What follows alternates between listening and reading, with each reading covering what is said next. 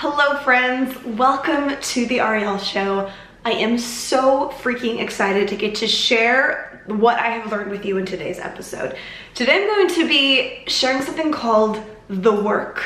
Capital T, capital W, I think it's trademarked, which is weird to me. And it was invented by a woman named Byron Katie, who also has a strange name. So this woman though is brilliant, and The Work is changing my life.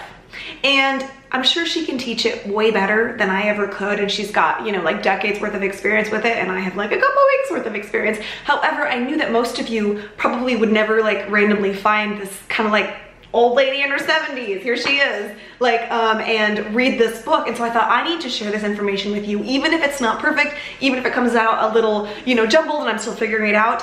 This stuff is so mind-blowing and so life-changing that I would be doing a huge disservice to keep it to myself. Okay, so Byron Katie, this woman right here, this is her book, Loving What Is, link in description. She used to be super crazy and super depressed and so suicidal. So she used to she was in her 40s, she'd be in her room, like in her bed constantly. She would never get up, she wouldn't bathe. Her husband would have to like bring her ice cream, and I guess she would sometimes work on the computer, and that was her life. Like she was in this deep, you know, disabling, overwhelming fog. And so one day though, she ended up going to a halfway house. I don't even know what those are. Is that like an institution? Do we have those? Anyway, in the halfway house in the 80s, she woke up one day and her pain was gone. Like her internal pain was gone. And ever since then, she's been like enlightened and happy and awesome, and has been sharing her secrets with the world. Okay, so I say this to share with you guys, like her stuff is like really intense, and it's like huge before, huge after. It's not like a nice little addition to your life. It's like, oh shit, like this could change everything. So I think she had this like awareness inside of her change in that moment when she woke up to reality. She woke up to the lack of pain inside of her own self, not like physical pain, but emotional, mental pain that she was creating for herself. And she saw that she had control over whether or not that pain lived inside of her. And so she learned how to stop it. And I mean, how amazing does that sound? I want to learn how to stop the pain that I create with my own mind. So, The Work, so weird to me. Like, I don't get it, but the point isn't the name. The point is like the actual process. The Work is a process of a series of questions. And before I dig into that, I'm actually really excited. I'm going to be performing The Work live right now on my own issue. So I'm picking an issue from my own life that you guys already know I have, and I'm going to work through it and share my answers with you guys so you can see the work in action. Okay, so a few of her kind of philosophies. These are some notes I've taken from her book, through like listening to some of her stuff on YouTube. This is kind of where she's coming from. Some of these ideas are radical, but who cares? If we're suffering is radical too. So like whatever it takes to get rid of our suffering, right? Okay. Suffering is a natural alarm warning us that we are attaching to a thought. You are the teacher you've been waiting for. You are the one who can end your own suffering. The only time we suffer is when we believe a thought that argues with what is. Loving what is just means that you can see things without resistance or the confusion of inner struggle. I am a lover of what is, not because I'm a spiritual person, but because it hurts when I argue with reality. Yeah, like, oh, I love that. It's so freaking good. A thought is harmless until we believe it. Thoughts are not personal. It's not our thoughts, but our attachment to our thoughts that cause us pain. I don't let go of my thoughts. I meet them with understanding, and then they let go of me. Okay, so this little notepad of like those notes has been what I've been waking up with every morning and reading, and just reminding myself, I'm in charge around here. These painful thoughts that ruin my life, these stories that I make up for myself, I made them up.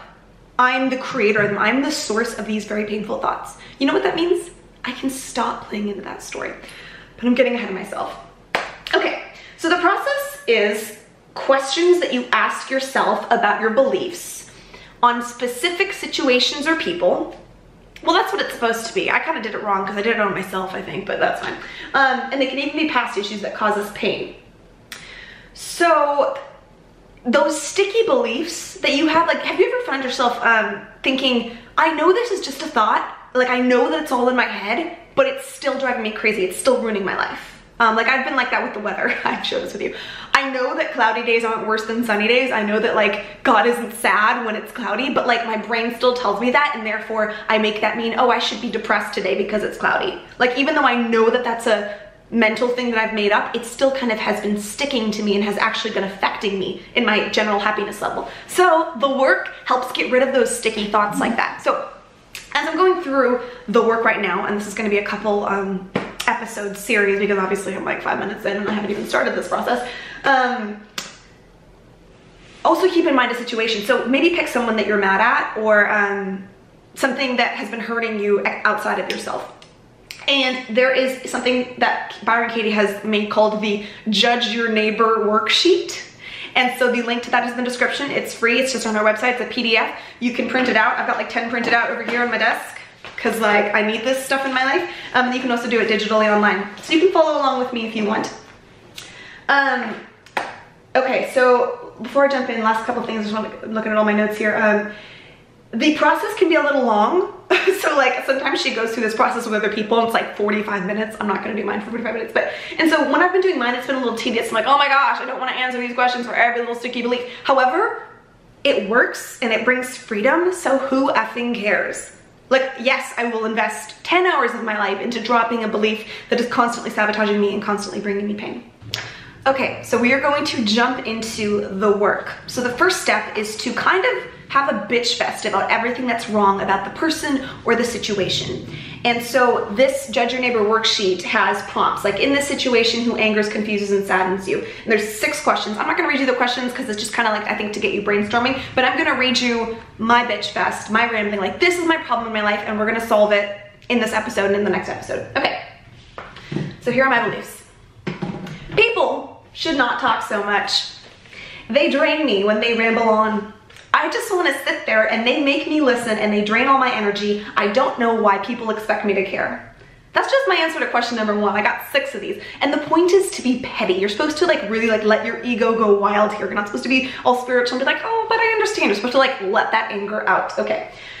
So next question, in this situation, how do you want them to change? What do you want them to do? I need them all to stop talking so much, to turn off the radio, to not share silly anecdotes that don't matter. I wish they would see when I am tired and stop talking. People need to be more sensitive to others around me and realize that, okay, in this situation, what advice would you offer to them? My advice to people is be more sensitive to others around you and realize that you are the only one being annoying here. Stop trying to find your identity in talking. Stop stealing my energy in order for you to be more energized. I need these people to respect introverts more. I need them to see there's a limit, have a standard for what they talk about, not repeat themselves or say irrelevant things. I think these people are really selfish and only thinking about themselves. They are obviously just getting their word count out and making me suffer for it. They are clueless and insensitive and self-centered. I never want to feel low on energy and feel that it's leaving my body as these people go on and I have to pretend to care. Yeah, okay. So that was kind of intense, obviously, but that's the point. You get those lurking beliefs out. So that was all my thoughts on people talking too much. And all of those statements you can put through the work, but I'm going to summarize it in one statement, and that is, when people talk, it drains me. That's my problem, summed down in one problem. When people talk, it drains me. This is a problem for me. You guys know this. I've done episodes on this, especially on tour, but I just want everyone to shut up, because when people talk, it drains me. They should know. They should shut the freak up. You know what I'm saying? So that is the core feeling here that I'm going to be dealing with, and maybe you should pick, as we're going through this, a statement for yourself. Okay, so I'm going to ask myself the 4 questions of the work in this episode, and then I will save something called the turnarounds for the next episode. The statement we're evaluating is, when people talk, it drains me. Question number 1 of the 4 questions of the work. Question number 1 is it true? When people talk, it drains me. Yes, duh, of course, I know that. Question number 2, can you absolutely know that it's true? When people talk, it drains me. Can I absolutely know that it's true? I guess I can't 100% know that their talking is what's draining me. Maybe I'm being drained by something else and thinking it's their talking. And Byron Katie suggests that you answer yes or no, but I'm not evolved enough to do that yet. So, can you absolutely know that it's true? No. My thoughts about it drain me. Okay. Question 3. How do you react? What happens when you believe that thought? When people talk, it drains me. I can feel it right now as I'm thinking about that. I'll read to you what I wrote. When people are talking, and when I think, when people are talking, it drains me, then I'm automatically drained when people talk a lot. And I know what to do next. I get drained. I get even deeper in my story. And so I create evidence for it.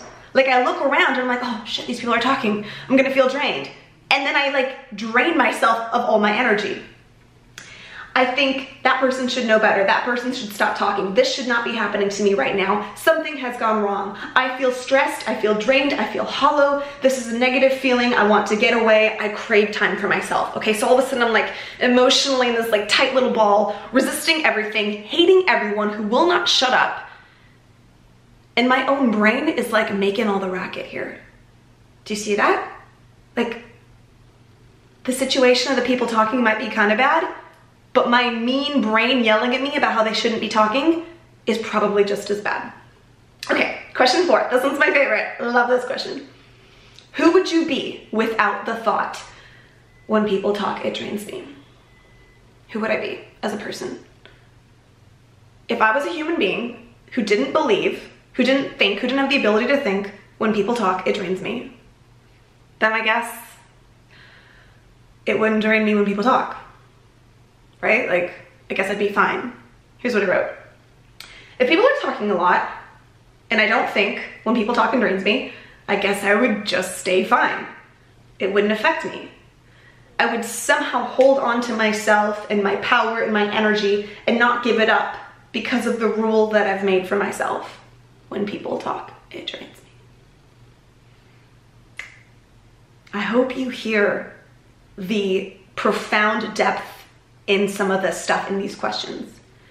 That idea of asking yourself, who am I without this thought? You can see that there is a possibility of you existing without that belief. It sparks your imagination to see that in your mind's eye. You know, I see myself sitting with all the people talking and that thought not popping up, and then I'm fine, you know? And when you see that, you get a little bit of distance between you and the thought. You get a little bit of freedom. Okay, I really hope I explained this well and that you guys are getting it. If you don't get it and you're like, yeah, this is stupid, then I'm explaining it wrong, because this isn't stupid, it's amazing, okay? So my bad if I totally explained this poorly, but I hope that for some of you at least this is landing and resonating. And next week I'm going to jump into the turnarounds, which is like part 2 and super powerful. So stay tuned for that. I'll see you next week. Bye.